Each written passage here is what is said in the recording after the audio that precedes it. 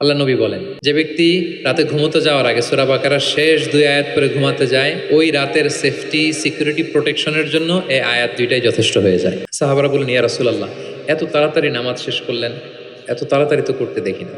তখন রাসূল সাল্লাল্লাহু আলাইহি ওয়াসাল্লাম বললেন, আমি যখন নামাজে ছিলাম, উইমেন প্রেয়ার্স এরিয়া, যেটা মানে মদিনার নারীরা তো পেছনে দাঁড়াতো, তিনি বললেন ওখান থেকে আমি একটা ছোট্ট বাচ্চার কান্নার আওয়াজ শুনতে পেলাম। আমার মনে হচ্ছিল ওই বাচ্চাটাকে সামলাতে বাচ্চাটার মায়ের বড্ড কষ্ট হয়ে যাচ্ছে, ওই মায়ের যাতে একটু কষ্ট কম হয় এজন্য নামাজটা আমি একটু শর্ট করে দিয়েছি। কোরআনের সাথে আমাদের প্রিয় নবীজির সম্পর্ক কেমন ছিল, প্রফিটিক রিলেশন উইথ কোরআন, আল্লাহ রাসূল সাল্লাল্লাহু আলাইহি ওয়া আলিহি ওয়াসাল্লামের সাথে কোরআনের সম্পর্ক, অ্যাটাচমেন্টটা কেমন ছিল, how was his relationship with the Quran, কিভাবে তিনি কোরআনকে ধারণ করতেন নিজের মধ্যে, কিভাবে কোরআনকে লালন করতেন, কোরআনকে কতটুকু সময় দিতেন। আজকের পুরো আলোচনা জুড়ে আমরা এটা দেখব এবং একটু নিজের সাথে মিলিয়ে নেওয়ার চেষ্টা করবো যে আমরা কতটুকু কোরআনকে সময় দিই এবং কোরআনের সাথে আমাদের অ্যাটাচমেন্টটা কতটুকু, কোরআনের সাথে আমাদের ভালোবাসা এটা কতটুকু, আমরা কতটুকু কোরআনকে ধারণ করি বা লালন করি, এটা একটু নিজেদের সাথে মিলিয়ে নেওয়ার চেষ্টা করব। পুরো আলোচনাটাতে আমি প্রায় 30টি পয়েন্ট কভার করার চেষ্টা করব। প্রত্যেকটা পয়েন্ট যদি 2 মিনিট করে আমি শেয়ার করি তাহলে 30 দুগুণা 60 মিনিট, প্রায় 1 ঘন্টা। খুব সিম্পলি যদি আমি বলি যে কোরআনের সাথে প্রিয় নবীজির সম্পর্ক কেমন ছিল, কোরআনের সাথে বেসিকলি আল্লাহ রাসূল সাল্লাল্লাহু আলাইহি ওয়া আলিহি ওয়াসাল্লামের গভীর প্রেমের বাঁধন ছিল, সীমাহীন ভালোবাসা ছিল, শর্টলি বলতে গেলে গভীর প্রেমের বাঁধন এবং সীমাহীন ভালোবাসা ছিল। Because he was the living কোরআন, তিনি নিজেই ছিলেন জীবন্ত কোরআন। আম্মা জান আয়েশা রাদিয়াল্লাহু তাআলা আনহাকে যখন জিজ্ঞেস করা হতো আল্লাহ রাসূল সাল্লাল্লাহু আলাইহি ওয়াসাল্লাম ইন্তেকালের পরে, তাবিরা যখন জিজ্ঞেস করতেন যে কাইফা কানা খুলুকু রাসূলিল্লাহ, আম্মা জান আমাদের নবীর আচরণ কেমন ছিল, তো তখন আম্মা জান আয়েশা রাদিয়াল্লাহু তাআলা আনহা বলতেন কানা খুলুকুহু আল কোরআন, ওনার আচরণ ছিল কোরআনের আচরণ, কোরআনী জীবন ছিল ওনার।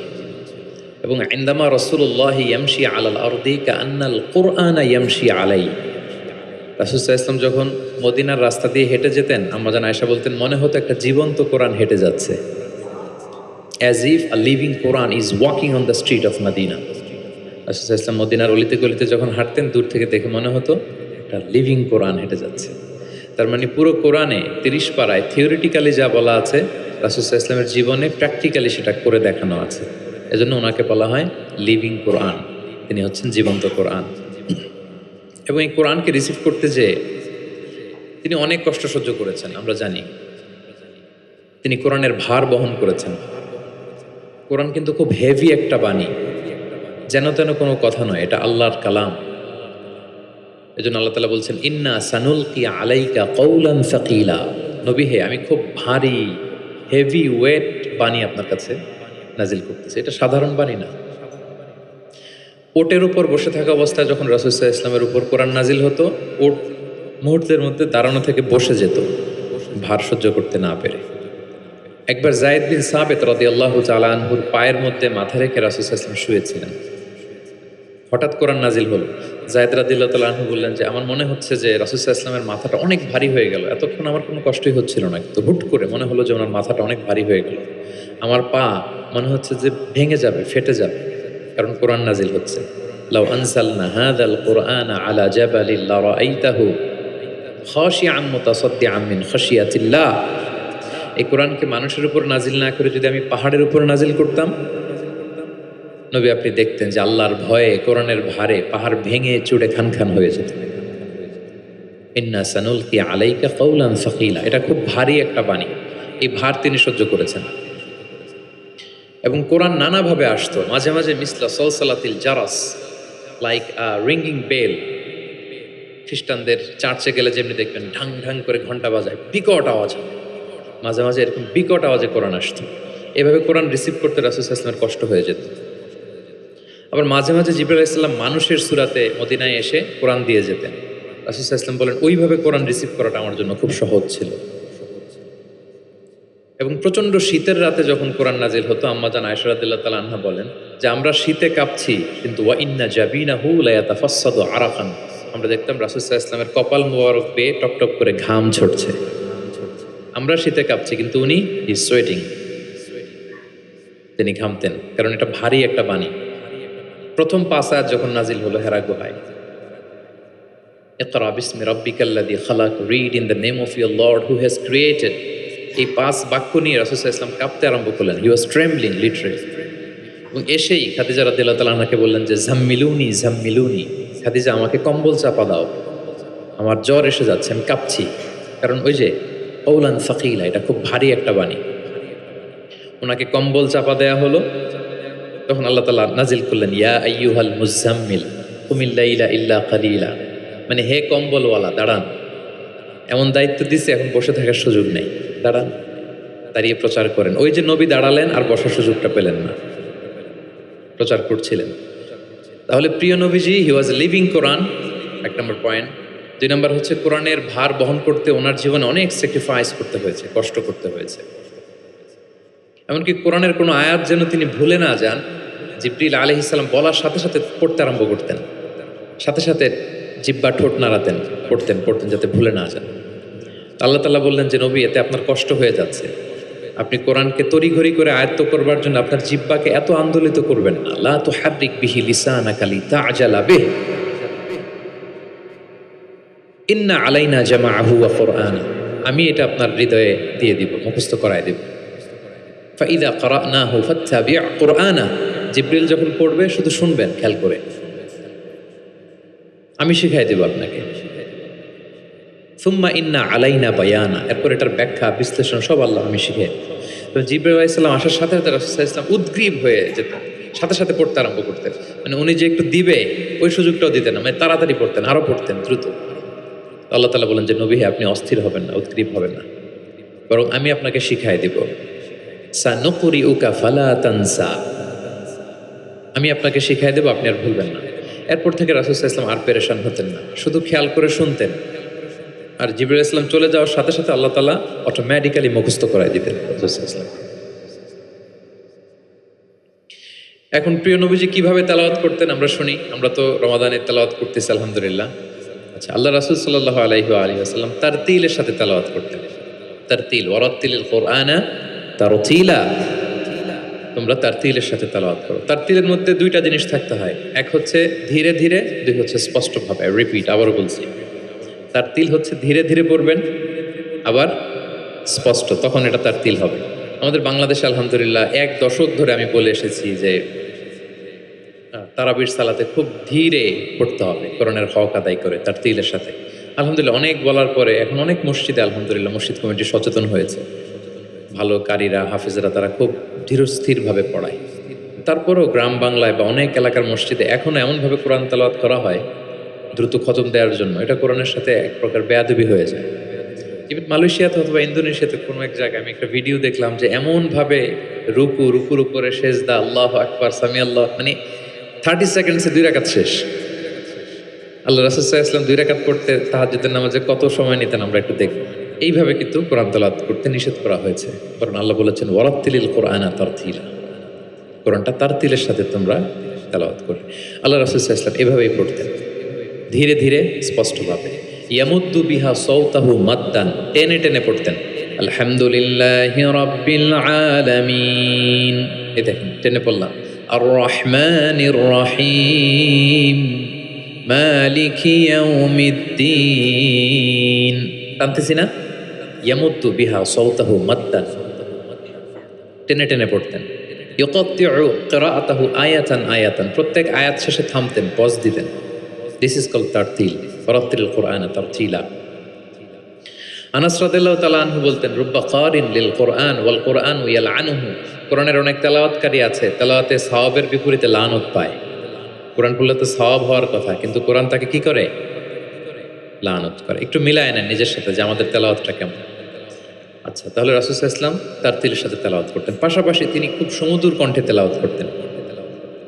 এবং তিনি আদেশ করতেন, যায়িনুল কুরআনা বিআসওয়াতিকুম, তোমরা তোমাদের গলায় যে আল্লাহ তাআলা সুর দিয়েছেন ওই সুর দিয়ে কোরআন তেলাওয়াত করো।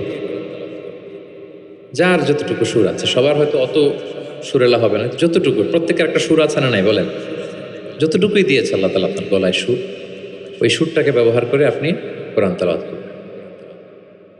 রাসূল সাল্লাল্লাহু আলাইহি ওয়াসাল্লাম সুর দিয়ে কোরআন পড়তেন এবং তিনি বলেছেন, লাইসা মিন্না মান লাম ইয়াতাগান্না বিল কোরআন। আমার যে উম্মত সুর করে কোরআন পড়ে না, সে কবু আমার উম্মত হতে পারে না। সুর করে পড়তে হবে। বারা ইবনে আযিব রাদিয়াল্লাহু তাআলা আনহু বলেন যে আমি একবার দেখলাম এশার নামাজের সময় তারা রাসূলুল্লাহ ফিল ইশাই বিত্তিনি ওয়াজ যাইতুন, মানে ওয়াত্তিনি ওয়াজ যাইতুন ওয়া তুরি সিনিন, এই সূরাটা দিয়ে রাসূল সাল্লাল্লাহু আলাইহি ওয়াসাল্লাম দেখলাম একবার এশার নামাজের ইমামতি করতেছেন। বারা ইবনে আযিব রাদিয়াল্লাহু তাআলা আনহু তিনি বলতেছেন এবং তিনি বলেন, ফামা সামি'তু আহাদান আহসানা সাওতাম মিন, আমার জীবনে এত সুরেলা কণ্ঠের অধিকারী কোনো মানুষের তেলাওয়াত আমার জীবনে আমি শুনি নাই। বারা ইবনে আযিব রাদিয়াল্লাহু তাআলা আনহু রাসূল সাল্লাল্লাহু আলাইহি ওয়াসাল্লামের সাহাবী, তিনি বলেন এশার নামাজে দেখলাম সূরা আত-তিন দিয়ে তিনি নামাজের ইমামতি করছেন। এত সুমধুর ছিল নবীজির কণ্ঠ, আমি আমার জীবনে এত সুমধুর কণ্ঠের তেলাওয়াত শুনিনি। না জানি প্রিয় নবীজি কত সুমধুর কণ্ঠে তেলাওয়াত করতেন, আমরা তো শুনতে পারি নাই। এবং রাসূল সাল্লাল্লাহু আলাইহি ওয়াসাল্লামের সুমধুর কণ্ঠের তেলাওয়াত শুনে মানুষ তো মুসলিম হয়েছেই, অনেক জিনও মুসলমান হয়েছে। অনেক জিন, মক্কার যারা গণক ছিল তারা জিন দিয়ে গণনার কাজ করত। জিনদেরকে উপরে পাঠাতো, ফেরেশতারা কি কনভারসেশন করে এগুলো শুনে আসতো, এগুলো এসে গণকদেরকে বলতো, গণকরা এগুলো বলে বলে মক্কায় বিভিন্ন ধরনের সংশয় তৈরি করত। কিন্তু যখন কোরআন নাজিল হওয়া শুরু হলো, আকাশের নিরাপত্তা জোরদার করা হলো, এখন আর জিনারা উপরে যেতে পারে না। উপরে গেলে আগুনের গোলা ছোড়া হয় ওদের গায়ে। এবার জিনারা একটা মিটিং বসলো, তারা বলতেছে ঘটনা কি, আগে তো অনেক ফেরেশতাদের কথা শুনে এসে গণকদের বলে দিতে পারতাম, এখন তো এই সুযোগটা নেই। ঘটনা কি, হোয়াট হ্যাপেন? নিশ্চয়ই পৃথিবীতে এমন নতুন কিছুর আগমন ঘটেছে যেটার প্রভাবে ঊর্ধ্ব জগতের নিরাপত্তা বলয়কে আরো মজবুত করা হয়েছে। কি সেটা খোঁজো। খুঁজতে খুঁজতে খুঁজতে খুঁজতে একদল জিন রাসূল সাল্লাল্লাহু আলাইহি ওয়াসাল্লাম উকাজের এক বাজারের দিকে যাচ্ছিলেন। দ্য মিন টাইম ফজরের সালাতে তিনি নামাজের ইমামতি করছেন। ওই সময়ে একদল জিন পাশ দিয়ে যাচ্ছিল। হঠাৎ তারা দাঁড়িয়ে থমকে দাঁড়াল, দেখে যে আল্লাহ রাসূল সাল্লাল্লাহু আলাইহি ওয়াসাল্লাম কোরআন তেলাওয়াত করতেছেন। এই কোরআনের বাণী তারা কখনো শুনে নাই। তারা শুনে অবাক এবং এই তথ্য নিয়ে জিনদের সর্দারের কাছে যেয়ে বলল, ঘটনা তো এটার কারণে এখন আকাশের নিরাপত্তা বেশি, আমরা আর উপরে যেতে পারি না।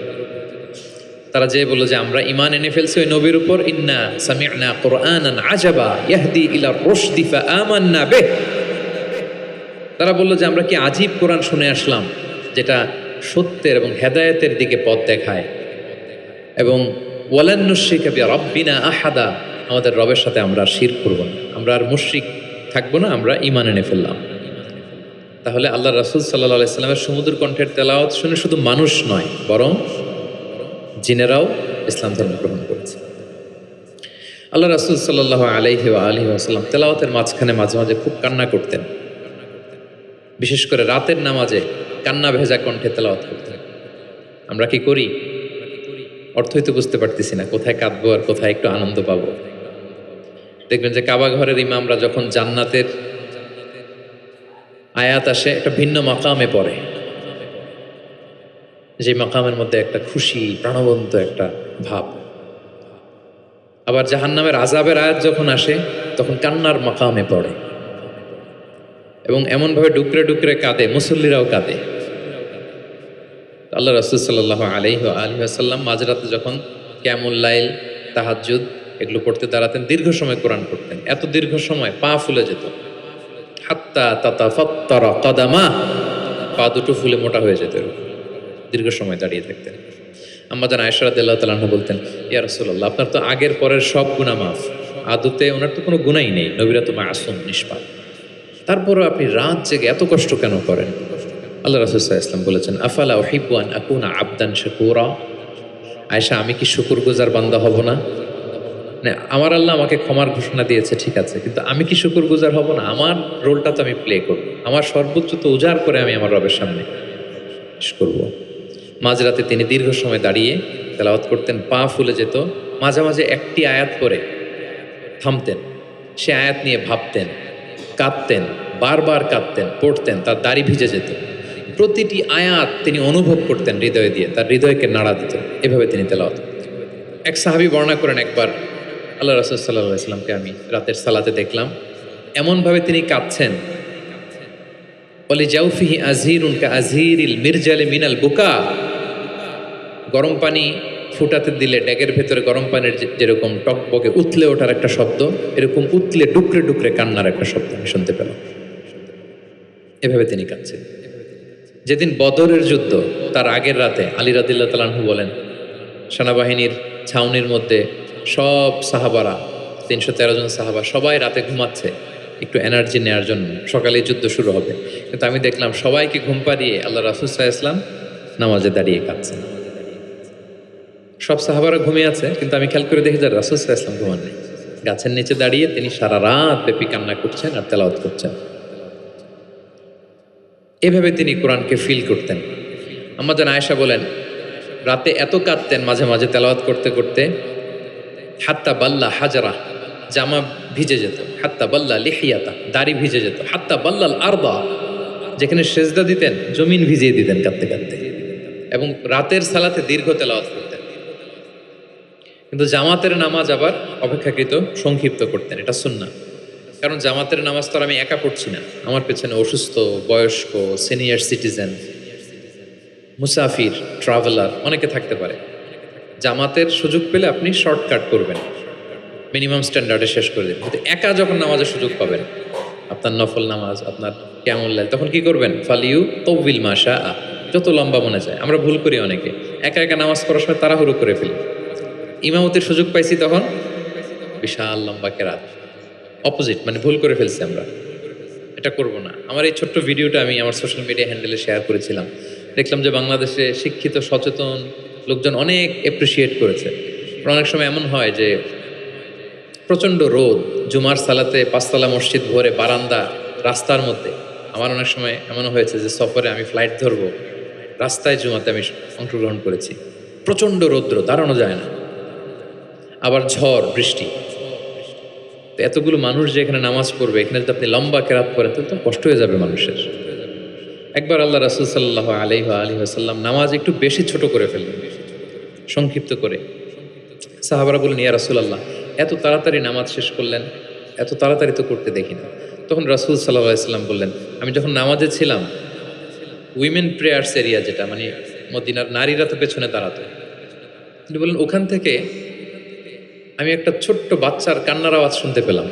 আমার মনে হচ্ছিল ওই বাচ্চাটাকে সামলাতে বাচ্চাটার মায়ের বড্ড কষ্ট হয়ে যাচ্ছে, ওই মায়ের যাতে একটু কষ্ট কম হয় এজন্য নামাজটা আমি একটু শর্ট করে দিয়েছি। দেখেন, মানে অন্যের প্রতি সহানুভূতি এটা আমাদের মধ্যে নাই, যে আমার ভাইয়ের একটু সুবিধা হোক, আমার বোনদের একটু সুবিধা হোক, আমার কমিউনিটির একটু সুবিধা হোক, এইটা আমরা ফিল করি না।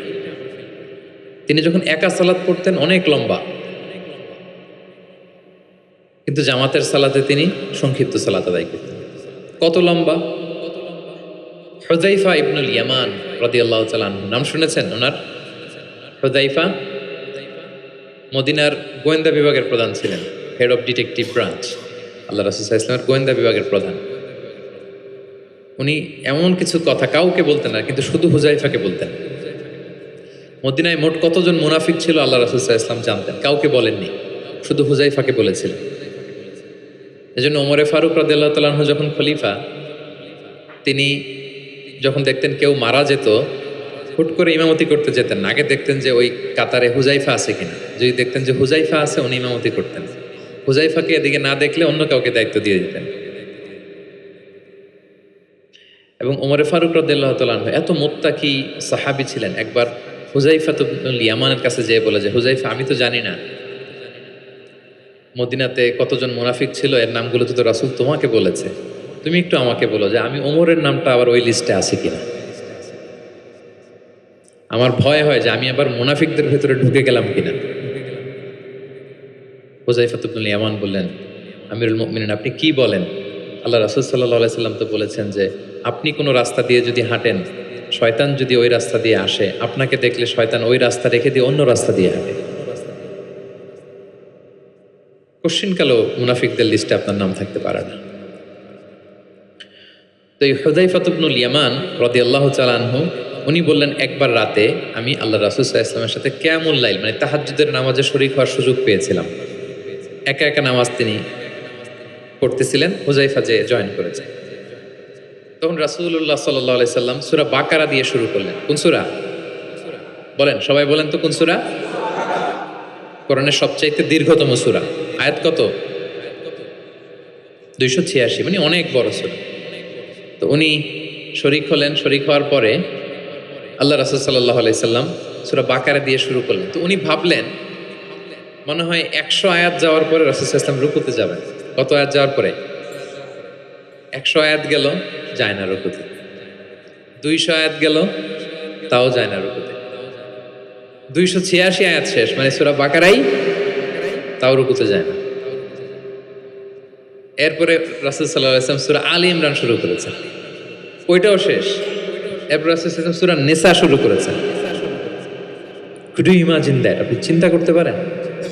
তার মানে এক এক রাকাতে উনি 2 থেকে 3 ঘন্টা, মাঝে মাঝে এমন হয়েছে 2 রাকাতে সারা রাত শেষ কভার করে দিয়েছেন। এবং হুযায়ফা বলেন, আমার কাছে মনে হলো যতক্ষণ তিনি দাঁড়িয়ে তেলাওয়াত করছিলেন ঠিক ততক্ষণ আবার রুকুতে ছিলেন, যতক্ষণ রুকুতে ছিলেন ঠিক ততক্ষণ আবার সেজদায় লুটিয়েছিলেন। 2 রাকাতে পুরো রাত তিনি শেষ করে দিয়েছেন। তাহলে রাতের সালাতে তিনি দীর্ঘ তেলাওয়াত করতেন। সব সময় তিনি তেলাওয়াত মুখর সময় কাটাতেন, দাঁড়িয়ে, বসে, শুয়ে, হাঁটা অবস্থায়, আরোহী অবস্থায়, সব সময়। অজু থাকা অবস্থায়, অজু না থাকা অবস্থায়। অজু চলে গেলেই রাসূল সাল্লাল্লাহু আলাইহি ওয়াসাল্লাম সাথে সাথে অজু করে ফেলতেন, কিন্তু অজু নেই ওই অবস্থায়ও তিনি কোরআন তেলাওয়াত করেছেন। ইবনুল কাইয়িম আল জাওজিয়া যাদুল মাআদ ফি হাদি খায়রিল ইবাদ, একটা বিখ্যাত সিরাত গ্রন্থে তিনি বলেন, লাম ইয়াকুন ইয়ামনাহু মিন কিরাআতিহি ইল্লাল জানাবা। গোসল ফরজ হয় যেই পরিস্থিতিতে, ওই পরিস্থিতি ছাড়া কোনো কিছু রাসূল সাল্লাল্লাহু আলাইহি ওয়াসাল্লামকে কোরআন তেলাওয়াত থেকে বিরত রাখতে পারত না। মানে গোসল ফরজ হয় কোন কারণে আপনারা তো জানেন। এরকম পরিস্থিতি হলে তিনি শুধু তেলাওয়াত করতেন। এছাড়া দাঁড়িয়ে, বসে, হাঁটছেন, আরোহণ করেছেন, অজু আছে কিংবা অজু নেই, সবসময় তিনি কোরআন তেলাওয়াত করতেন। মুআবিয়া ইবনে কুররা রাদিয়াল্লাহু তাআলা আনহু বর্ণনা করেন যে আব্দুল্লাহ ইবনে মুগাফফাল তিনি বলেন, একবার আমি রাসূল সাল্লাল্লাহু আলাইহি ওয়াসাল্লামকে দেখলাম যে তিনি উটের উপর চড়ে মক্কা বিজয়ের দিন উট হাঁকাচ্ছেন, উটের উপর বসা। তখন তিনি সূরা ফাতহ তেলাওয়াত করছেন, ইন্না ফাতাহনা লাকা ফাতহাম মুবিনা লিয়াগফিরা লাকাল্লাহু মা তাকদ্দামা মিন যামবিকা ওয়া মা তাআখার। তিনি বলেন যে আমি নিজে 8ম হিজরিতে মক্কা বিজয়ের দিন দেখলাম তিনি উট হাঁকাচ্ছেন আর পড়তেছেন ইন্না ফাতাহনা লাকা ফাতহাম মুবিনা, সূরা ফাতহ তেলাওয়াত করতেছেন। সুবহানাল্লাহ। তার মানে দাঁড়িয়ে, বসে। অনেকে আমাদেরকে প্রশ্ন করে যে হুজুর শুয়ে শুয়ে কোরআন তেলাওয়াত করা যাবে? মানুষের মনে প্রশ্ন থাকে অনেক। তারপর বলে অজু ছাড়া কি কোরআন তেলাওয়াত করা যাবে মুখস্থ? অনেক প্রশ্নের সম্মুখীন হয়েছে আমি এটা। তার মানে আল্লাহ রাসূল সাল্লাল্লাহু আলাইহি ওয়াসাল্লামের জীবনী থেকে তো আপনি বুঝতে পারলেন যে কোনো কিছু আপনারা আটকাইতে পারবে কোরআন তেলাওয়াত থেকে, এক্সেপ্ট আপনার গোসল ফরজ হয়েছে তখন পড়বেন, তখন গোসলটা করে তারপরে পড়বেন। নিজ গৃহে তিনি তেলাওয়াত করতেন। আমরা অনেক সময় শুধু মসজিদে গেলেই কোরআনটা খুলে পড়ি, ঘরে আর পড়ি না। না, ঘরে পড়বেন। তিনি বলেছেন লা তাজআলু বুয়ুতাকুম মাকাবিরা, তোমাদের ঘরগুলোকে কবর বানায় রেখো না। কবরের মধ্যে তো কোনো আমল হয় না, মৃত মানুষ শুয়ে থাকে, পড়ে থাকে, আমল নাই, জিকির নাই, তেলাওয়াত নাই। তো ঘরগুলোকে কবর বানিও না। ফাইন্না শাইতানা ইয়ানফিরু মিনাল বাইতিল্লাযী তুকরাউ ফীহি সূরাতুল বাকারা, যে ঘরে সূরা বাকারা তেলাওয়াত করা হয় ওই ঘর থেকে শয়তান দৌড়ে পালায়। অনেক ঘরে শয়তান ডিস্টার্ব করে, শয়তানের জিনের আসর হয়। অনেক অনেক ফ্যামিলিতে আমাদের কাছে আসে জাদু টোনা, বান, ব্ল্যাক ম্যাজিক, কালো জাদুর যে সমস্যা। আপনি সূরা বাকারা পড়বেন, আল্লাহ তাআলা আপনাকে প্রোটেক্টেড রাখবেন। আপনাদের পরিচিতদের মধ্যে থেকে এরকম ঘটনা শুনছেন না যে ব্ল্যাক ম্যাজিকে আক্রান্ত? কোন সূরা পড়বেন? যারা খুব বেশি আক্রান্ত, অল্প সাউন্ডে সূরা বাকারাটা চালিয়ে ঘুমিয়ে পড়বেন, সারা রাত যেন তেলাওয়াত চলে। কোনো ব্ল্যাক ম্যাজিক আপনার ক্ষতি করতে পারবে না ইনশাআল্লাহ। অল্প সাউন্ডে MP3 করে কি করবেন? চালিয়ে রাখবেন। সূরা বাকারাকে খুব গুরুত্বের সাথে পড়তে বলেছেন আল্লাহ রাসূল সাল্লাল্লাহু আলাইহি ওয়াসাল্লাম। তিনি বলেছেন ইকরাউ সূরাতাল বাকারা ফাইন্না আখযাহা বারাকা ওয়া তারকাহা হাসারা ওয়া লা ইস্তাতিউহাল বাতালা। যে এটা পড়বে বরকত পাবে, যে পড়বে না সে আফসোস করবে। আর যে এটা আত্মস্থ করবে, পড়বে, ওয়ালা তাস্তাতিউহাল বাতালা ইয়ানি আস-সাহারা, ম্যাজিশিয়ান। কোন ম্যাজিশিয়ানের ম্যাজিক তার উপর কাজ করবে না, কোন ব্ল্যাক ম্যাজিক তার কাছে কিছুই করতে পারবে না। এজন্য ঘরে ঘরে কোন সূরা? সূরা বাকারা। এই বাকারার মধ্যে একটা স্পেশাল আয়াত আছে, 255 নম্বর আয়াত, যেটাকে বলা হয় আয়াতুল কুরসি। এটা রেগুলার পড়বেন প্রত্যেক ফরজ সালাতের পরে। মান ক্বারা আয়াতাল কুরসি দুবরা কুল্লি সালাতিন মাকতুবাতিন লাম ইয়ামনাহু মিন দুখুলিল জান্নাতি ইল্লাল মাউত। প্রত্যেক ফরজ সালাতের পরে যে ব্যক্তি আয়াতাল কুরসি তেলাওয়াত করবে, ওই ব্যক্তির জান্নাতে প্রবেশের ক্ষেত্রে আর কোনো বাধা থাকে না, একটা জিনিস ছাড়া, মৃত্যু। লোকটা মরে না তাই জান্নাতে যায় না, মরলেই জান্নাতি। প্রত্যেক ফরজ সালাতের পরেই আপনারা পড়বেন। যারা পড়েন কন্টিনিউ করবেন, আর যারা পড়েন না মনে রাখবেন, নোটে রাখেন, যেটা আমরা রেগুলার ওয়াজিফা বানাবো। ইট শুড বি রেগুলার ওয়াজিফা। আল্লাহ রাসূল সাল্লাল্লাহু আলাইহি সাল্লাম তিনি বলেছেন যে 7 কেরাতের যেটা দিয়ে সহজ লাগে সেটা দিয়ে তেলাওয়াত করতে পারবো, মানে ফ্লেক্সিবিলিটি আছে।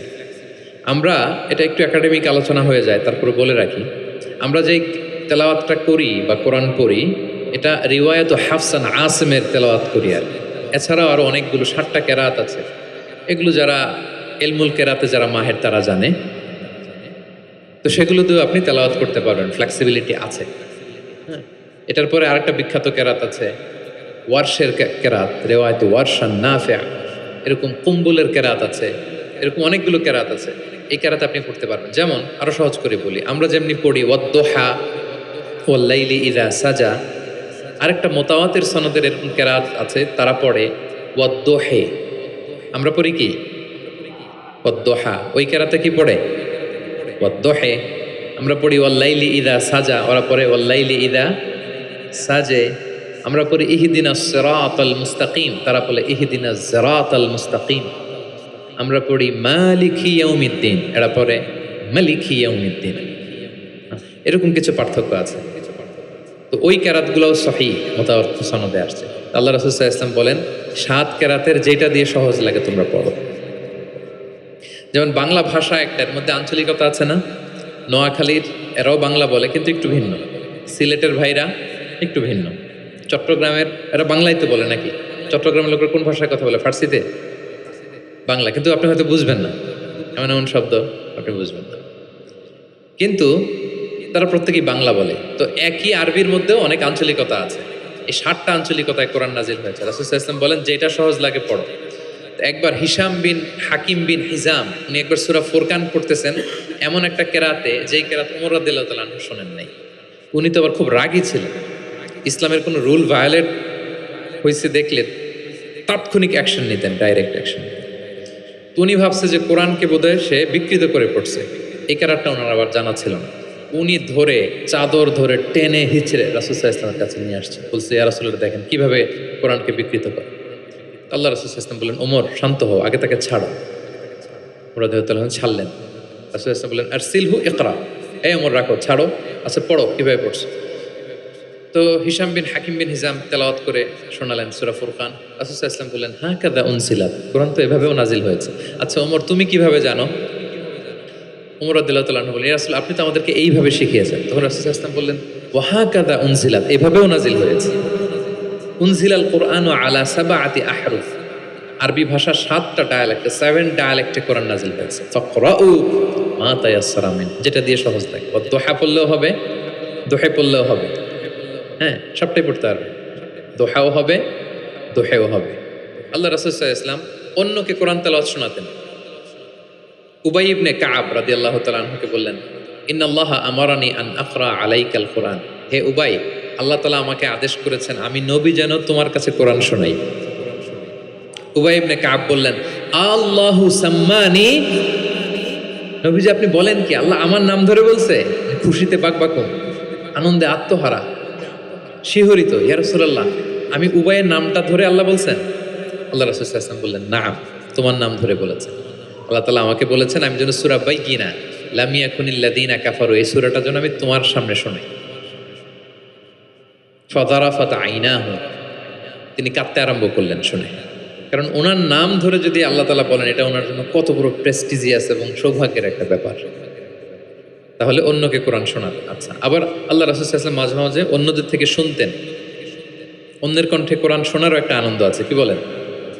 ইবনে মাসউদ রাদিয়াল্লাহু তাআলা আনহুকে একবার বললেন ইকরা, ইবনে মাসউদ একটু কোরআন তেলাওয়াত করো তো।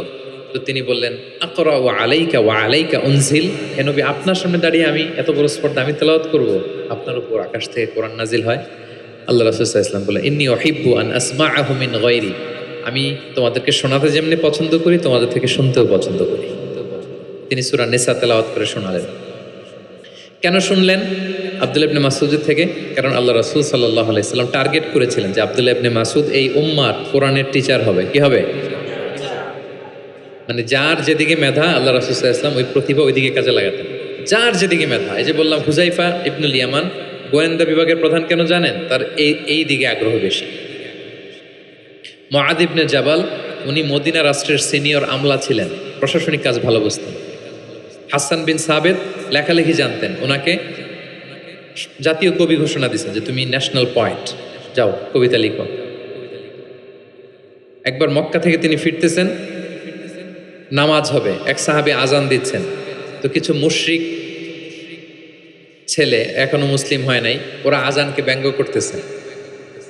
মুখ ভেঙানো বোঝেন না, মানে যেটা বলে ওইটাই ব্যঙ্গ করে করে বলতেছে। তো দেখেন রাসূল সাল্লাল্লাহু আলাইহি ওয়াসাল্লাম রেগে যাওয়ার কথা ছিল না, আজান দিচ্ছে আমার সাহাবী আর মুশরিক ছেলেগুলো তাকে ব্যঙ্গ করতেছে। উনি রেগে না যেয়ে দেখলেন যে মুশরিক ছেলেগুলোর মধ্যে একটা ছেলের কণ্ঠ তো খুব চমৎকার, ওকে ডাকলেন, ডেকে ওর মাথার চুলের ঝুঁটি বেঁধে ধরলেন, বলে নাই একটু আগে কি বলতেছিলে, জোরে বলতো না, আরো জোরে বলো। এবার সে বলতে আরম্ভ করতেছে, কিন্তু আশহাদু আন্না মুহাম্মাদুর রাসূলুল্লাহ এটা আর বলে না, এটা বললে তো শাহাদাত দেয়া মুসলিম হয়ে যায়। রাসূল ধমক দিয়ে বলে, নাই বলো, এটাও বলো। তখন সে এটাও বলছে, মাথার চুলের ঝুঁটি ধরে বলছে। বলার পরে রাসূল সাল্লাল্লাহু আলাইহি ওয়াসাল্লাম তার জন্য দোয়া করলেন, ওই দোয়ার বরকতে সে কালিমা পড়ে মুসলমান হয়ে গেল। এবার আল্লাহ রাসূল সাল্লাল্লাহু আলাইহি ওয়াসাল্লাম বললেন, তোমার কণ্ঠ যেহেতু সুন্দর, তোমাকে আমি মক্কার মসজিদের মুয়াজ্জিন বানাই দিলাম, তুমি যে আজান দিবা। দেখেন কেমন একটা ঘটনাকে কিভাবে টুইস্ট করে অন্যদিকে নিয়ে গেলেন। রেগে যাওয়ার কথা ছিল, কিন্তু দেখলেন যে প্রতিভা আছে তো এর মধ্যে, এত উঁচু গলা, একে মুয়াজ্জিন বানানো যায়। তিনি হয়ে গেলেন বাইতুল্লাহর মুয়াজ্জিন। এবং ওই যে মুশরিক থাকা অবস্থায় ওনার মাথার চুলের ঝুঁটি ধরে রাসূল ইসলাম বলছেন, এই আজান দাও। ওই যে রাসূল ইসলামের বরকতের হাত মাথার চুলে লেগেছিল, উনি মৃত্যুর আগ পর্যন্ত ওই চুলগুলো আর কাটেন নাই কোনোদিন। উনি এদিকে চুল কাটতেন, এদিকে কাটতেন, এদিকে কাটতেন, সামনের চুল কাটতেন না। যখন জিজ্ঞেস করা হতো আপনি এরকম হেয়ার কাট কেন আপনার, বলতেছে আমি মুশরিক অবস্থায় আমার প্রিয় নবীজি আমার মাথার চুলের ঝুঁটি ধরে আমাকে আজানের তালিম দিয়েছিলেন, ওনার বরকতময় হাতের ছোঁয়া আমার এই চুলে লেগেছে, আমি চাই এই চুলগুলো সাথে নিয়ে আমি কবরে যাব। এবং ওই চুলগুলোর সাথেই ওনাকে কবর দেওয়া হয়েছে। ওই চুলগুলোকে উনি পেঁচিয়ে একটা পাগড়ির মতো করে, বড় হয়ে গেছে তো অনেক, এটা পেঁচিয়ে পাগড়ির মতো করতেন, এরপরে উনি টারবান করতেন, পাগড়ি পরতেন। তাহলে প্রিয় ভাইয়েরা, আব্দুল্লাহ ইবনে মাসউদ রাদিয়াল্লাহু তাআলা আনহুকে রাসূল সাল্লাল্লাহু আলাইহি ওয়াসাল্লাম টার্গেট করেছিলেন যে উনি এই উম্মতের কোরআনের টিচার হবে। কি হবে? এজন্য বলেন পড়ো তো ইবনে মাসউদ, তিনি পড়ে শোনালেন। এবং তিনি বলেছেন, মান আহাব্বা আন ইয়াকরা আল কোরআনা গাদ্দান কামা উনজিল ফালইয়াকরাহু আলা কিরাআতি ইবনে উম্মি আবদ। জিবরিল যেভাবে কোরআন নাজিল করেছে হুবহু এইভাবে কোরআন যে শিখতে চায়, সেজন্য ইবনে মাসউদের কাছে কোরআন শেখে। সাহাবারা ইবনে মাসউদ রাদিয়াল্লাহু তাআলা আনহুর কাছে এভাবে কোরআন শিখতেন। তাহলে দেখেন, কোরআন অন্যকে শোনাতেন, অন্যদের থেকে শুনতেন, এবং কোরআন যারা শিখে এবং শেখায় তাদেরকে তিনি শ্রেষ্ঠ বলে ঘোষণা দিয়েছেন। খায়রুকুম মান তাআল্লামাল কুরআনা ওয়া আল্লামাহ, যে কোরআন শেখে এবং শেখায় সে তোমাদের মাঝে শ্রেষ্ঠ। আপনি যদি শিখেন, লজ্জার কিছু নাই যে বয়স আমার 40 হয়ে গেছে, 50 হয়ে গেছে, আমি তো পারি না। না, এটা আপনার জন্য সৌভাগ্যের, it's a blessing, you are lucky, it's an honour. আল্লাহ যে সুযোগ দিয়েছেন আপনি শিখবেন, কোরআন শোনাবেন। আপনি যদি শোনান আপনি শ্রেষ্ঠ, যিনি আপনাকে শোনায় সেও শ্রেষ্ঠ। মানে এমন এক মেকানিজম, কোরআন শিখলেও সে শ্রেষ্ঠ, আবার যে শেখায় সেও শ্রেষ্ঠ। আমরা এই অ্যাক্টিভিটিজের সাথে যেন জড়িত থাকি। এবং কারো সুন্দর কণ্ঠ দেখলে আল্লাহ রাসূল সাল্লাল্লাহু আলাইহি ওয়াসাল্লাম প্রশংসা করতেন। আবু মুসা আল আশআরী রাদিয়াল্লাহু তাআলা আনহু একবার মসজিদে নববীতে তেলাওয়াত করতেছিলেন, আল্লাহ রাসূল সাল্লাল্লাহু আলাইহি ওয়াসাল্লাম পাশ দিয়ে যাচ্ছেন। আরেক বর্ণনা আছে ওনার ঘরে তেলাওয়াত করতেছিলেন, উনি রাতে ওনার বাসার পাশ দিয়ে যাচ্ছেন। হঠাৎ কান লাগিয়ে শুনলেন এত সুন্দর গলা, তিনি বুঝতে পারলেন এটা আমার আবু মুসা আল আশআরীর কণ্ঠ। তো সকালবেলা ফজরের পরে আবু মুসাকে ডেকে বললেন, আবু মুসা, লাকাদ উতিতা মিজমারান মিন মাযহামিরি আলি দাউদ, দাউদ নবীর গলায় আল্লাহ যে সুরের ঝংকার দিয়েছেন, এই উম্মতের মধ্যে তোমার গলায় আল্লাহ সে সুরের লহরী ঢেলে দিয়েছেন। তাও মুসা বলে, ইয়া রাসূলুল্লাহ, আমি তো কখনো আপনার সামনে তেলাওয়াত করিনি, আপনি কি করে বুঝলেন? তো রাসূল সাল্লাল্লাহু আলাইহি ওয়াসাল্লাম বলেন, গত রাতে তোমার ঘরের পাশ দিয়ে যাচ্ছি, তোমার তেলাওয়াত শুনে আমি থমকে দাঁড়িয়েছি, যতক্ষণ পড়েছো আমি শুনেছি। আবু মুসা আল আশআরী তো অবাক হলেন, বললেন, ইয়া রাসূলুল্লাহ, আপনি দাঁড়িয়ে আমার তেলাওয়াত শুনেছেন, এটা যদি জানতাম আমি যে আরো কত সুর করে পড়তাম, আমি যে আরো কত সুর দিয়ে পড়তাম, ফজর পর্যন্ত পড়তাম। দাউদ আলাইহিস সালাম নবীদের মধ্যে সবচেয়ে সুরেলা গলার নবী ছিলেন। ওনার উপরে জাবুর কিতাব নাজিল হয়েছিল। আকাবা একটা উপসাগর আছে জর্ডানে, আমি এবার জর্ডান ভিজিটে দেখে এসেছি। আকাবা উপসাগরের তীরে বসে তিনি যখন জাবুর তেলাওয়াত করতেন, আকাবা উপসাগরের মাছগুলো সব চলে আসতো তেলাওয়াত শুনতে, এত সুর ছিল ওনার গলায়। তো নবী আলাইহিস সালাম বলেন যে, দাউদ নবীর গলায় যে সুর দিছে, আমার সাহাবীদের মধ্যে আল্লাহ তোমার গলায় সেই সুর ঢুকাই দিছে। সুবহানাল্লাহ। তো নবী যদি প্রশংসা করে একজন সাহাবীর তেলাওয়াতের, ওনার কেমন লাগবে বলেন তো? হ্যাঁ, ভালো লাগে। তিনি তেলাওয়াতের প্রশংসা করতেন এভাবে। তিনি রমাদানে সবচেয়ে বেশি তেলাওয়াত করতেন, যে সময়টা আমরা কাটাচ্ছি। আমরা কোন মাস কাটাচ্ছি এখন? সাইয়্যিদুশ শুহুর, 12 মাসের মধ্যে শ্রেষ্ঠতম মাস। এই মাসে সবচেয়ে তেলাওয়াত করতেন। আম্মা জান আয়েশা রাদিয়াল্লাহু তাআলা আনহা বলেন, লা আ'লামু রাসূলুল্লাহি সাল্লাল্লাহু আলাইহি ওয়াসাল্লামা ক্বারাআল কুরআনা কুল্লাহু ফি লাইলাতিন কাত্তু গায়রা রমাদান। রমজান ছাড়া কোনো মাসে মানে এক রাতে পুরো কোরআন পড়ে ফেলছেন এরকম আমি দেখিনি, শুধু রমাদানেই দেখেছি এত তেলাওয়াত করতে। এবং বছরব্যাপী যা নাজিল হতো, আল্লাহ রাসূল সাল্লাল্লাহু আলাইহি সাল্লাম রমাদানে সেটা রিভাইজ করতেন। এবং রমাদানের প্রতি রাতে জিবরিল আলাইহিস সালামের সাথে রাসূল সাল্লাল্লাহু আলাইহি ওয়াসাল্লামের মিটিং হতো প্রতি রাতে। তার মানে 30 দিনে কয়টা মিটিং? 30টা মিটিং। কি হতো এই মিটিংয়ে? সারা বছর যা নাজিল হয়েছে রাসূল সাল্লাল্লাহু আলাইহি ওয়াসাল্লাম জিবরিল আলাইহিস সালামকে সেটা শোনান, আবার জিবরিল আলাইহিস সালাম রাসূল সাল্লাল্লাহু আলাইহি ওয়াসাল্লামকে শোনান, দুই পক্ষ থেকে। আর যে বছর আল্লাহ রাসূল সাল্লাল্লাহু আলাইহি ওয়াসাল্লাম ইন্তেকাল করেছিলেন, ওই বছর পুরো কোরআনটা দুইবার জিবরিল আলাইহিস সালাম আল্লাহ রাসূল সাল্লাল্লাহু আলাইহি ওয়াসাল্লামকে শুনিয়েছেন, আবার আল্লাহ রাসূল সাল্লাল্লাহু আলাইহি ওয়াসাল্লাম দুইবার জিবরিল আলাইহিস সালামকে শুনিয়েছেন। আজকে থেকে নিয়ত করেন, আমরা শোনাবো।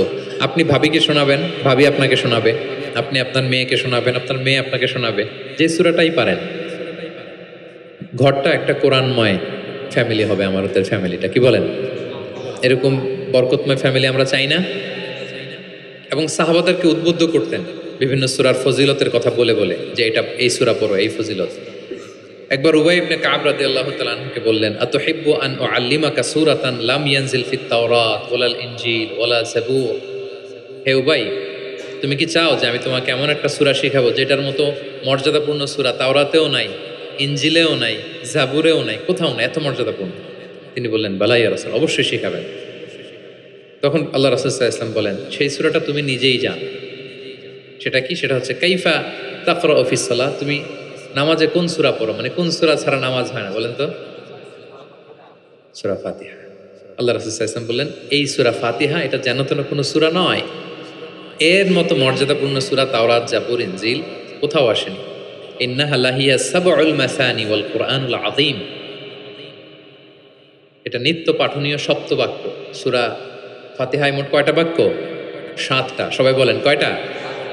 এটা বলে সাবউল মাসানি, মানে সব সময় পড়া হয় এমন 7টা বাক্য। ওয়ালাকাদ আতাইনাকা সাবআম মিনাল মাসানি ওয়াল কুরআনুল আযীম। এটা সব সময় পড়তে হবে। আবু হুরায়রা রাদিয়াল্লাহু তাআলা আনহু বলেন যে আল্লাহ রাসূল সাল্লাল্লাহু আলাইহি ওয়াসাল্লাম একবার আমাদেরকে উৎসাহ দিয়ে বললেন যে একটা সূরা আছে, এই সূরার 30টা আয়াত, এই সূরা যদি কেউ তেলাওয়াত করে, এই সূরা কিয়ামতের দিন এই তেলাওয়াতকারীর পক্ষে আল্লাহর কাছে সুপারিশ করবে, এমনকি তর্ক করবে যতক্ষণ আল্লাহ তাআলা তেলাওয়াতকারীকে জান্নাতি হিসেবে ঘোষণা না দেয়। বলেন তো কোন সূরা এটা? সূরা মুলক। হ্যাঁ, অনেক মানুষ, আলহামদুলিল্লাহ শতাধিক মানুষ দেশে বিদেশে এয়ারপোর্টে আমাকে দেখা হইলেই বলে যে শেখ, আপনার সূরা মুলকের তাফসীর শুনে আমি সূরা মুলক মুখস্থ করেছি। আলহামদুলিল্লাহ, আমার সৌভাগ্য। অনেকে বলে যে সাইয়্যিদুল ইস্তিগফার আপনার আলোচনা থেকে শুনে মুখস্থ করেছি। তারপর অনেকে বলেছে যে আস্তাগফিরুল্লাহর আমলটা আপনার আলোচনা থেকে শুনে আমরা অভ্যস্ত হয়েছি। আলহামদুলিল্লাহ, এটা অভ্যাস করবেন। সূরা মুলক তেলাওয়াত করবেন। কয় আয়াত সূরা মুলকে? এক মাসে কয় দিন? প্রতিদিন যদি একটা আয়াত মুখস্থ করেন, 30 দিনে সূরা মুলক হয়ে যাবে না? কঠিন? বেশি কঠিন? করবেন। এভাবে ফজিলতের কথা বলে আল্লাহ রাসূল সাল্লাল্লাহু আলাইহি ওয়াসাল্লাম সাহাবাদেরকে উদ্বুদ্ধ করতেন। গত বছর আমার একটা বই এসেছে, কোরআনের উপর এক নজরে কোরআন, নাম শুনেছেন না আপনারা? সবগুলো সূরার ফজিলত আমরা ওখানে নিয়ে এসেছি। 114 সূরার ফজিলতকে আপনি পাবেন এবং পড়লে আপনার আরো বেশি মন চাইবে সূরাটার তাফসীর জানতে, অর্থ জানতে, মুখস্থ করতে। এই সূরার ফজিলত কি, সূরার মূল আলোচনা কি, এই সূরা নাজিলের প্রেক্ষাপট কি, এর মধ্যে লেসন কি, মেজর থিম কি, আমি যেভাবে তাফসীর করে আপনাদেরকে শোনাই ওইভাবেই সহজ করে করে প্রত্যেকটা সূরা 5 থেকে 6 পৃষ্ঠায় কভার, যত বড় সূরা হোক একেবারে সামারি নিয়ে এসেছি, যাদের সংগ্রহে আছে এই রমাদানে পড়বে, খুব সহজ মনে হবে। যে সূরাটার অনুবাদ করতে মনে চায় আগে এক নজরে কোরআন থেকে একবার রিভাইজ দিয়ে নেবেন, অনুবাদটা সহজ মনে হবে। যে সূরাটার তাফসীর জানতে মনে চায় আগে এক নজরে কোরআন থেকে একবার পড়ে নেবেন, একেবারে ক্রিস্টাল ক্লিয়ার, সহজ হয়ে যাবে। দাজ্জালের ফিতনা থেকে বাঁচতে আল্লাহ রাসূল সাল্লাল্লাহু আলাইহি সাল্লাম সূরা কাহাফের প্রথম 10 আয়াত মুখস্থ করতে বলেছেন। আল্লাহ রাসূল সাল্লাল্লাহু আলাইহি সাল্লাম ইরশাদ করেন, মান হাফিদা 10 আয়াতিন মিন আউয়ালি সূরাতিল কাহফি উসিমা মিন ফিতনাতিদ দাজ্জাল। যে সূরা কাহাফের প্রথম 10 আয়াত মুখস্থ করবে সে দাজ্জালের ফিতনা থেকে মুক্ত থাকবে ইনশাআল্লাহ। মুখস্থ করবেন সূরা কাহাফের প্রথম কয় আয়াত?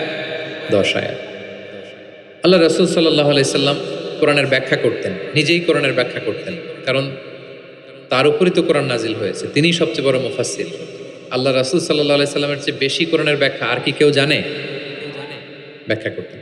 একবার তিনি আল্লাযীনা আমানু ওয়া লাম ইয়ালবিসু ঈমানাহুম বিযুলমিন উলাইকা লাহুমুল আমনু ওয়া হুম মুহতাদুন, আর ঈমানের সাথে জুলুমকে মেশায়নি, তাদের জন্য আছে নিরাপত্তা এবং হেদায়েত। সাহাবারা অবাক হলেন যে ইয়া রাসূলুল্লাহ, আমাদের মধ্যে এরকম কে আছে যে ঈমানের সাথে জুলুম মিশায় নাই, মানে ঈমান আনার পরে কোনো পাপ করি নাই, কম বেশি পাপ তো আমাদের হয়েছে, জুলুম তো হয়েছে, তাহলে আমরা কি নিরাপত্তা হেদায়েত পাবো না?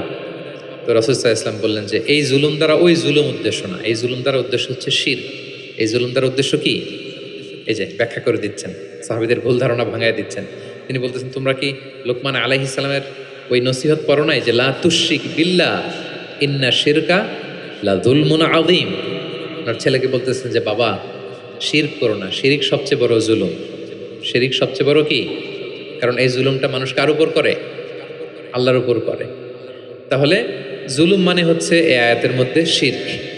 তাহলে স্বয়ং রাসূলুল্লাহ সাল্লাল্লাহু আলাইহি ওয়াসাল্লাম নিজে ব্যাখ্যা করে দিয়েছেন, সাহাবারা ওনারা ক্লিয়ার হয়ে গেল। কোরআনে যারা অধিক পারদর্শী তাদেরকে রাসূল সাল্লাল্লাহু আলাইহি ওয়াসাল্লাম প্রায়োরিটি দিতেন। কি দিতেন? প্রায়োরিটি। আল্লাহ রাসূল সাল্লাল্লাহু আলাইহি ওয়াসাল্লাম বলেছেন, ইয়া উম্মুল কওমা আকরাউহুম লিকিতাবিল্লাহ। একসাথে ধরেন যে অনেকে হয়েছেন, তো ইমামতি করবে কে? আমরা 5 ভাই একসাথে হয়েছি, নামাজের সময় হয়েছে, ইমামতি কে করবে? হ্যাঁ, যে কোরআন ভালো জানে। আকরাউহুম লিকিতাবিল্লাহ, আল্লাহর কিতাব যে বেশি জানে, বেশি ব্যাখ্যা জানে, বেশি মুখস্থ সে। আচ্ছা, ওয়া ইন কানাত কিরাআতুহুম সাওয়া, যদি তাদের সবার কেরাত সমান হয় তখন রাসূল সাল্লাল্লাহু আলাইহি ওয়াসাল্লাম বলেন ফাইয়া উম্মুহুম আকদামুহুম হিজরাতান, তাহলে যে আগে হিজরত করছে সে, মানে তখন আগে হিজরত, যে আগে হিজরত করেছে তাদের মর্যাদা বেশি ছিল। ফা ইন কানু ফিল হিজরাতি সাওয়া, হিজরতেও যদি সমান হয়, ধরেন যে 5 জন একসাথে হিজরত করছিল, এই 5 জন মিলে এখন নামাজ পড়ে, তো এখন কে?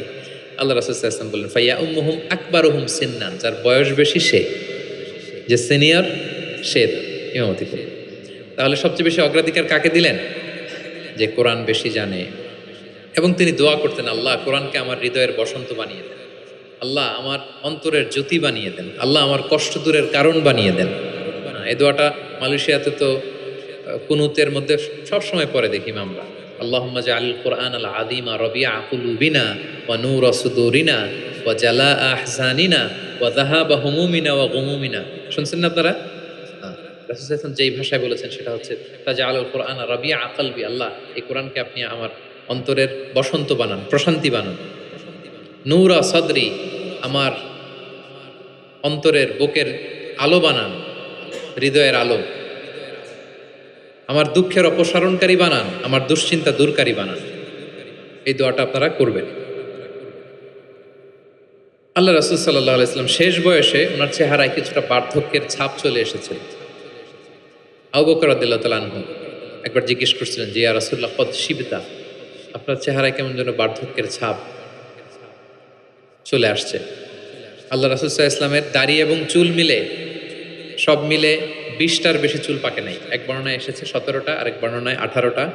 মুহাদ্দিসিন একরাম বলেছেন যে এত অল্প কিছু চুল দাড়ি পেকেছিল যে গুণা যেত, গুণে দেখা গেছে 17, 18, সবশেষে যখন বেড়েছে হয়তো 20। যেন মুহাদ্দিসিন একরাম একমত যে ওনার 20টার বেশি চুলদারি পাকে নাই। কোথায় বেশি পাকছে? এইদিকে, এদিকে কয়েকটা পাকছে, নিমদারির এখানে কয়েকটা পাকছে, হাদিসে আছে।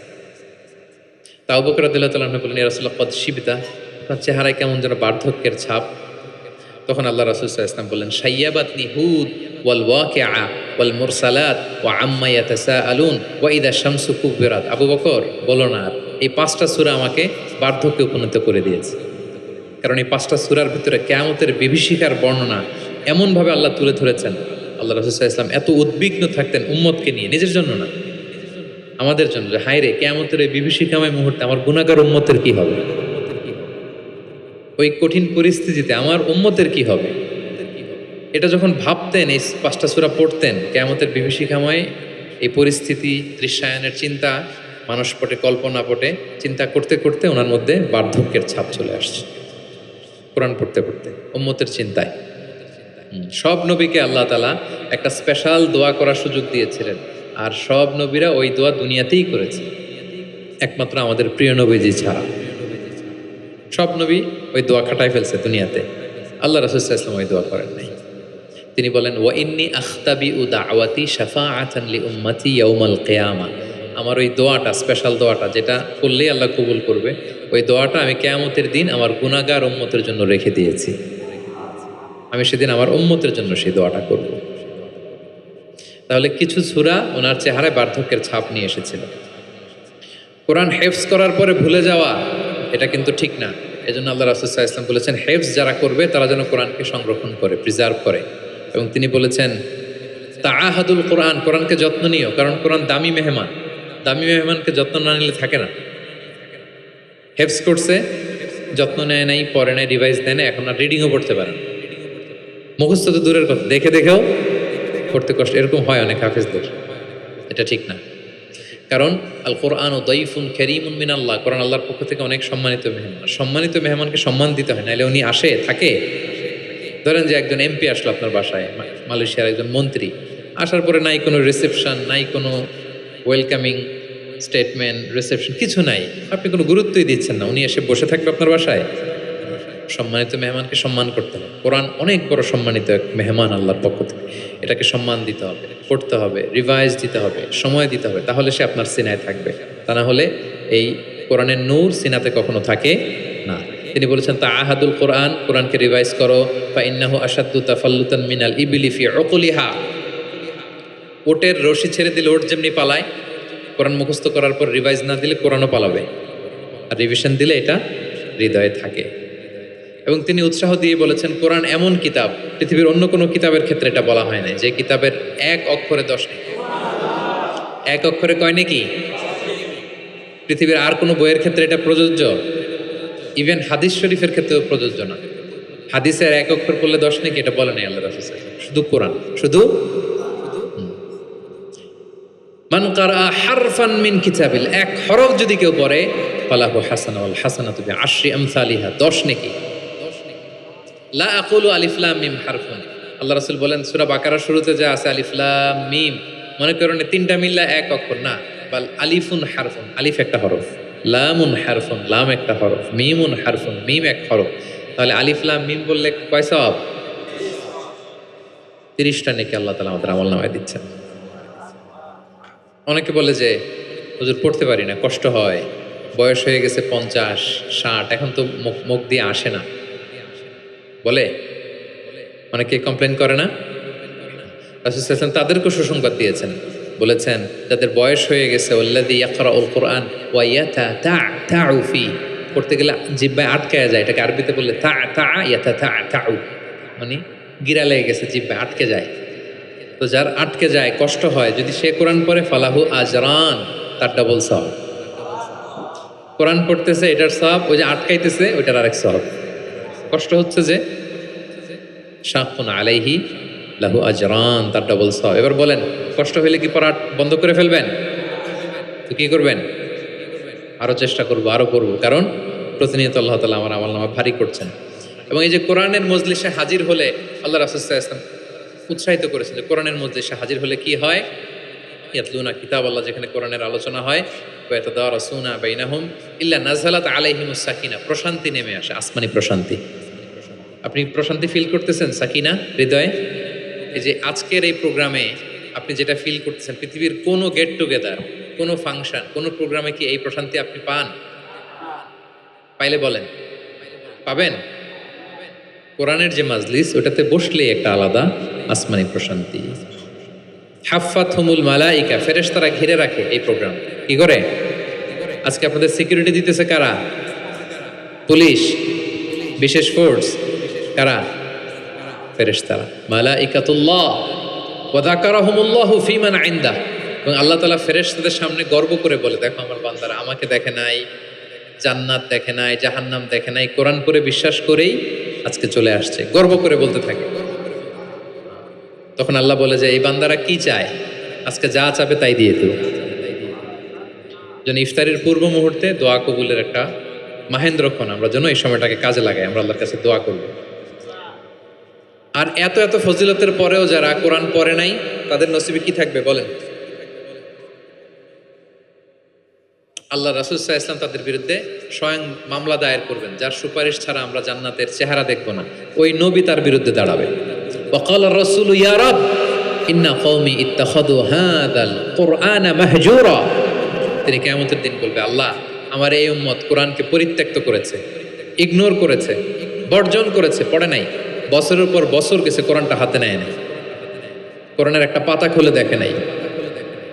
একের পর এক রমাদান সে পেয়েছে, কোরআনকে কোনোদিন সে তেলাওয়াত করে নাই, পাঠ করে নাই। আচ্ছা বলেন, যেই নবীর সুপারিশ ছাড়া আমরা জান্নাতে যাওয়া কল্পনাও করতে পারি না, ওই নবী যদি আপনার বিরুদ্ধে মামলা দায়ের করে, তাহলে তো জান্নাত ফকফকা একেবারে, নাকি? জান্নাতের রাস্তা ক্লিয়ার না? ইম্পসিবল, অসম্ভব। খবরদার প্রিয় ভাইয়েরা, একটু রিভাইজ করেন, কোরআনের সাথে আমাদের সম্পর্ক কেমন, প্রিয় নবীজির সম্পর্ক কেমন তো আমরা শুনলাম। আমরা একটু দেখি যে আসলে আমাদের সম্পর্ক কেমন। আমরা নিজেরা শোনাই কিনা অন্যকে, অন্য থেকে শুনি কিনা, রাত্রিবেলা তেলাওয়াত করার সময় কান্না করি কিনা, চেষ্টা করি কিনা, অর্থ পড়ি কিনা, তাফসির পড়ি কিনা, কোরআন অনুযায়ী জীবনটা গড়ি কিনা, আমল করি কিনা, একটু নিজের সাথে নিজে বোঝাপড়া করেন। তাহলে আল্লাহ রাসূল সাল্লাল্লাহু আলাইহি ওয়া আলিহি ওয়াসাল্লাম যেভাবে কোরআনের সাথে নিজের সম্পর্ক করেছেন, আমরাও এভাবে নিজেদের সাথে কোরআনের সম্পর্ক করতে চাই। কি বলেন? চাই কি চাই না? এই রমাদানে আমাদের সময়গুলো কোরআনময় হোক, আমরা চাই। ধীরস্থিরভাবে পড়বেন। আজকে তো আমরা বললাম কিভাবে পড়বেন, 4G গতিতে নাকি 5G স্পিডে, তার তিলের সাথে স্পষ্টভাবে ধীরে ধীরে। অনেকে কোরআনের খতম তুলতে যায়, কোরআনের খতম দিয়ে ফেলায়, লানত করবে কোরআন তাদের প্রতি। এটা করবেন না আমার প্রিয় ভাই, ধীরস্থিরভাবে তেলাওয়াত করুন, কোরআনের বঙ্গানুবাদ পড়ুন। এক নজরে কোরআন, এটা আমরা তৈরি করেছি, এরকম বই বাংলা ভাষায় হয় নাই। বাংলায় মাশাআল্লাহ অনেক অনুবাদ হয়েছে, অনেক বাংলায় তাফসির হয়েছে আলহামদুলিল্লাহ, কিন্তু কোরআনের সার নির্যাস আসে নাই। ইংরেজিতে আমি পেয়েছি, আরবিতে কিছু বই পেয়েছি, কিন্তু বাংলায় হয়নি। অনেক সাধনার ফসল এটা, হাতে নিলে বুঝতে পারবেন যে কি শ্রম দেয়া হয়েছে, এটা সহজ করে আপনাকে বুঝায় দেওয়া হবে, সেটা পড়বেন। এবং যে সূরাগুলোকে আল্লাহ রাসূল সাল্লাল্লাহু আলাইহি ওয়াসাল্লাম বিশেষভাবে তেলাওয়াত করতে বলেছেন, তেলাওয়াত করবেন। সূরা কাহাফ জুমাবারে তেলাওয়াত করবেন, করেন তো? কোন সূরা? সূরা কাহাফ। ফজরের পরে সূরা ইয়াসিন, ফজরের পরে মাগরিবের পরে ওয়াকিয়া পড়বেন, মাগরিবের পরে এশার পরে সূরা মুলক, এশার পরে রাতে ঘুমোতে যাওয়ার আগে সূরা বাকারার শেষ 2 আয়াত, আমানা রাসূল, করেন। মান ক্বারা আয়াতাইন মিন আখিরি সূরাতিল বাকারাতি ফি লাইলাতিন কাফাতা, আল্লাহ নবী বলেন, যে ব্যক্তি রাতে ঘুমোতে যাওয়ার আগে সূরা বাকারার শেষ 2 আয়াত পরে ঘুমাতে যায়, ওই রাতের সেফটি, সিকিউরিটি, প্রোটেকশনের জন্য এই আয়াত 2টাই যথেষ্ট হয়ে যায়। সূরা বাকারার শেষ 2 আয়াত পড়বেন, 3 কুল পড়বেন, 3 কুল, কুল আস-সালাসা, 3 কুল, কুল হুয়াল্লাহু আহাদ, কুল আউযু বিরাব্বিল ফালাক, কুল আউযু বিরাব্বিন নাস। 3 কুল পড়বেন ফজরের পরে, মাগরিবের পরে, বিছানায় ঘুমোতে যাওয়ার আগে। আল্লাহ রাসূল সাল্লাল্লাহু আলাইহি ওয়াসাল্লাম এগুলো পরে হাতে ফু দিতেন, লম্বা একটা ফু দিয়ে সারা শরীরে এরকম মেসেজ করতেন, মাস্তাতা, যতটুকু সম্ভব হয়। তাহলে এটা special protection from year Lord. হ্যাঁ, শয়তানের বিপরীতে, ব্ল্যাক ম্যাজিক, জাদু টোনা বানের বিপরীতে প্রোটেকশন নিলেন কার কাছ থেকে? এই অজিফাগুলো পালন করবেন। যদি করেন আপনার জীবন প্রশান্তিময় হবে, আপনার জীবনের সব হতাশা দূর হবে, ডিপ্রেশন দূর হবে, হ্যাঁ, আসমানি প্রশান্তি নেমে আসবে ইনশাআল্লাহ। আল্লাহ তাআলা আমাদের সবাইকে কথাগুলো বোঝার ও আমল করার তৌফিক দান করুক। আমরা পড়ি আমিন।